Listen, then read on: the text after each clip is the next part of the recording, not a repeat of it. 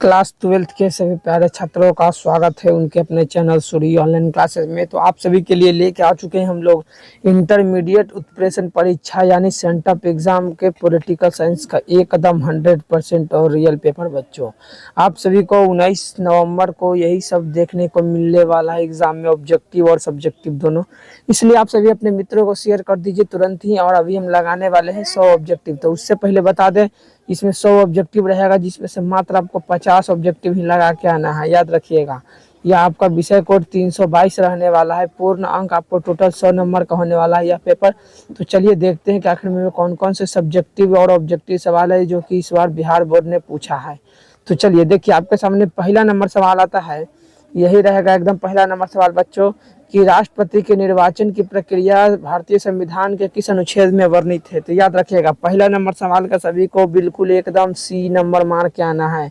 अनुच्छेद 54 और 55 में क्या है बच्चों, भारतीय संविधान में है ना, राष्ट्रपति के निर्वाचन के बारे में बताया गया है। दूसरा नंबर सवाल देखिएगा कि भारत के राष्ट्रपति की संवैधानिक स्थिति क्या है। तो याद रखिएगा, भारत के राष्ट्रपति की संवैधानिक स्थिति यही है कि उसको हम लोग शासन का अध्यक्ष कहते हैं। तो ऑप्शन नंबर दूसरा का बी नंबर बिल्कुल एकदम सही आंसर लगा के आना है।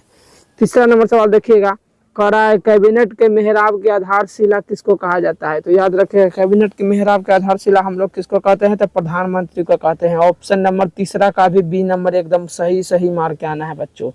एक भी ऑब्जेक्टिव गलती करके नहीं आना है, याद रखिएगा, क्योंकि यही सब सवाल एकदम रहने वाला है। चौथा नंबर सवाल, भारतीय संविधान के किस अनुच्छेद के अंतर्गत राष्ट्रपति देशव्यापी संकट काल की घोषणा कर सकता है। तो क्या है बच्चों, चौथा का एकदम ऑप्शन नंबर बी हमारा सही आंसर हो जाएगा। अनुच्छेद 352 के तहत राष्ट्रपति है ना, देशव्यापी संकट काल की घोषणा कर सकता है। पांचवा नंबर सवाल देखिएगा, कह रहा है राष्ट्रपति राज्यसभा के कितने सदस्य को मनोनीत करता है। तो याद रखिएगा, राष्ट्रपति राज्यसभा में 12 सदस्यों को मनोनीत करता है। ऑप्शन नंबर दूसरे पांचवा का सी नंबर एकदम जरूर लगा के आना है बच्चों।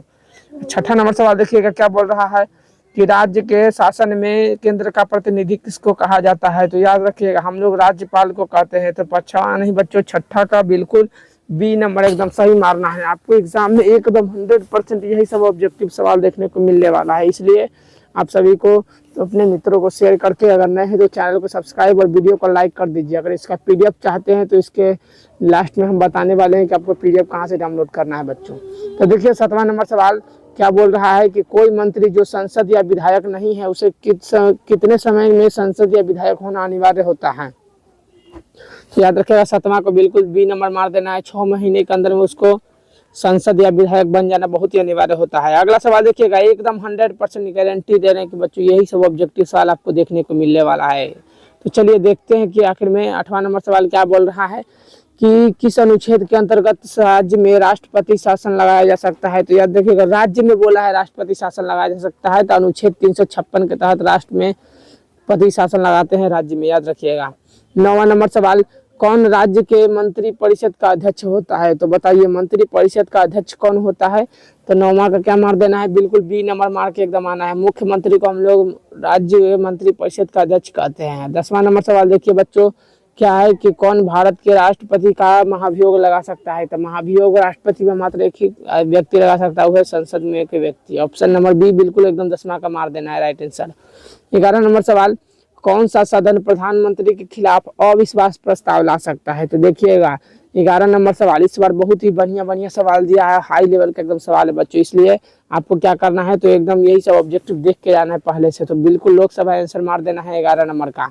12 नंबर सवाल देखिए, क्या बोल रहा है कि उपराष्ट्रपति कितने दिनों के लिए चुने जाते हैं।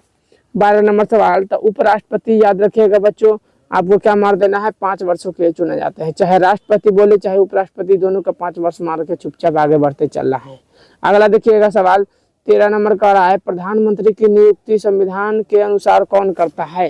तो प्रधानमंत्री की नियुक्ति कौन करता है बच्चों। तो 13 का मार देना है बिल्कुल डी नंबर, मुख्य चुनाव आयुक्त करता है। ऑप्शन नंबर यहाँ पर डी बिल्कुल करेक्ट आंसर रख देना है। अगला सवाल देखिएगा, 14 नंबर सवाल बोल रहा है कि राज्य में मंत्री परिषद सामूहिक रूप से किसके प्रति उत्तरदायी होता है। तो 14 नंबर का बिल्कुल आपको ए नंबर मार देना है। विधानसभा क्या है, राज्य में सामूहिक रूप से मंत्री परिषद के उत्तरदायी होता है। 15 नंबर सवाल देखिए, एकदम यही सब सवाल रहने वाला है। तो 15 नंबर का रहा है कि राज्य में विश्वविद्यालयों के कुलपति किसको कहते हैं, तो याद रखिएगा राज्य में विश्वविद्यालय के कुलपति हम लोग राज्यपाल को कहते हैं। ऑप्शन नंबर यहाँ पर बी बिल्कुल एकदम सही आंसर मार देना है बच्चों। एक भी आंसर इसका गलती नहीं बताने वाले हैं, इसलिए सही सही एकदम पूरा देख के जाइएगा।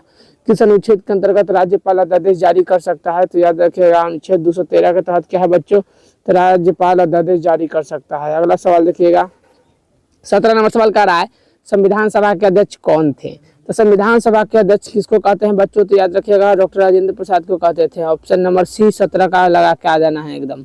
18 नंबर सवाल देखिए, संविधान सभा की पहली बैठक कब हुआ था, तो संविधान सभा की पहली बैठक 9 दिसंबर 1946 ईस्वी में हुआ था। तो ऑप्शन नंबर 18 का बिल्कुल एकदम बी नंबर मार देना है। 19 नंबर सवाल देखिए कि संविधान सभा में प्रारूप समिति के अध्यक्ष कौन थे, तो संविधान सभा में प्रारूप समिति के अध्यक्ष बच्चों हमको भीमराव अंबेडकर को कहते हैं। तो ऑप्शन नंबर 19 का बिल्कुल सी नंबर लगा देना है सभी को।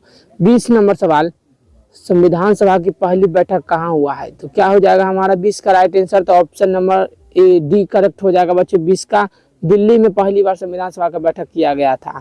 अब 21 नंबर सवाल देखिएगा, अब ये इसके बाद हम सब्जेक्टिव सवाल भी आपको दिखाने वाले हैं बच्चों, इसलिए आप सब तैयार रहिएगा। 21 नंबर सवाल कि भारतीय संविधान के सभा के सदस्य की कुल संख्या कितनी है बच्चों, तो याद रखिएगा 389 संख्या टोटल। तो ऑप्शन नंबर 21 का बी नंबर एकदम लगा के आना है सभी को। 22 नंबर सवाल, संविधान के विभिन्न पहलुओं का अध्ययन हेतु संविधान सभा द्वारा कितनी समिति का गठन किया गया था, तो 13 समितियों का गठन किया गया था। ऑप्शन नंबर यहाँ पर सी करेक्ट आंसर मार देना है। 23 नंबर सवाल, किस मामले में सर्वोच्च न्यायालय ने घोषणा किया कि प्रस्ताव संविधान का हिस्सा नहीं है, तो 23 का क्या हो जाएगा बच्चों, तो याद रखिएगा very case option number D एकदम करेक्ट आंसर मार देना है। अगला सवाल 24 नंबर सवाल, किस संविधान संशोधन के द्वारा समाजवाद भारतीय संविधान के प्रस्तावना में जोड़ा गया था, तो याद रखिएगा 42वां संविधान संशोधन 1976 के तहत जोड़ा गया था, याद रख लेना है।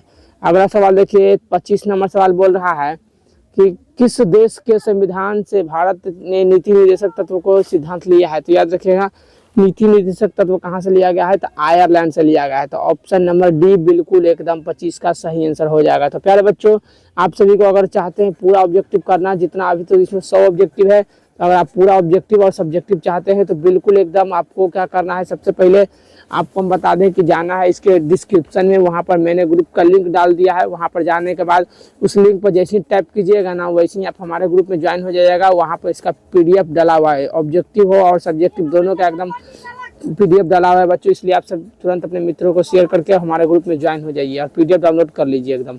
तो चलिए आज के लिए इतना ही, मिलते हैं। अगर आपको और भी विषयों का चाहिए तो हमारे चैनल पर डाला हुआ है, वहाँ से जाकर देख सकते हैं। धन्यवाद, जय हिंद।